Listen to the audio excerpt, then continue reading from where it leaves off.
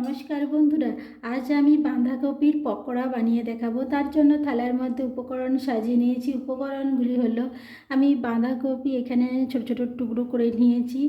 এখানে এক বাটিতে বেসন, সাদা তেল পকোড়া ভাজার জন্য, পেঁয়াজ কুচি, লঙ্কা কুচি, গোটা জিরে হাফ চামচ, লঙ্কার গুঁড়ো, ধনে গুঁড়ো, জিরে গুঁড়ো, লবণ, হলুদ গুঁড়ো, আর এখানে আছে ঠান্ডা যে গরম মশলার প্যাকেট, আর ধনে পাতা কুচি।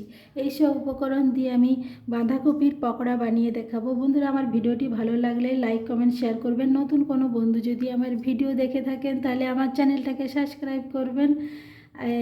আপনারা আমার কাছে ম্যাগি মশলার প্যাকেট নেই।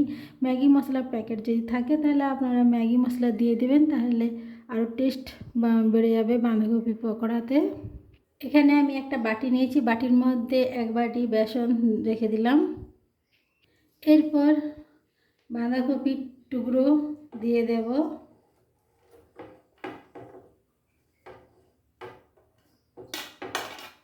দিয়ে দিলাম। এখানে ঠান্ডা যে গরম মশলা আছে আমি দিয়ে দেব। এখানে আমি হাফ চামচ রেখেছিলাম। ধনে গুঁড়ো হাফ চামচ আর জিরে গুঁড়ো হাফ চামচ দিয়ে দেব। এখানে লঙ্কার গুঁড়ো, ধনেপাতা কুচি, লবণ, হলুদ গুঁড়ো আর কাঁচা লঙ্কা, গোটা জিরে হাফ চামচ, এগুলো সব দিয়ে দেব।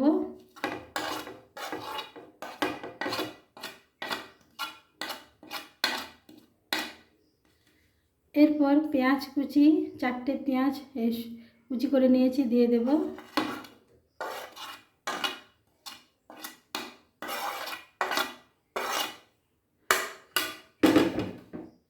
এরপর সামান্য জল দেব,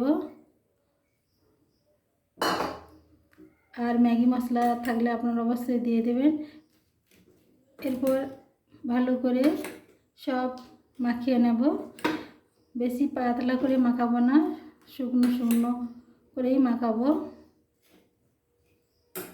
সব মাখিয়ে নিয়েছি, বেশি পাতলা করে শুকনো শুকনো করে মাখিয়ে নিয়েছি। এরপর গ্যাসে কড়া বসিয়ে তেলে ভেজে নেব পকোড়া।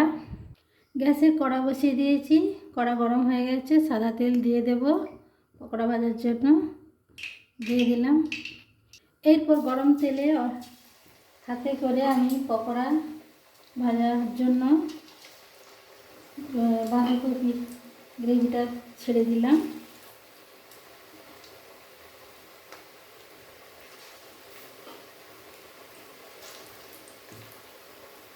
এরপর খুন্তির সাহায্যে একটু নাড়াচাড়া করে ওলটপালট করে লাল করে ভেজে নেব।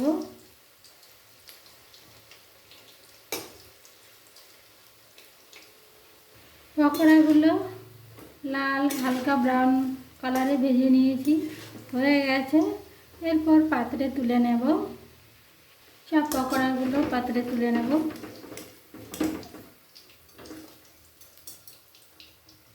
হয়ে গেছে কত সুন্দর বাঁধাকপির পকোড়া,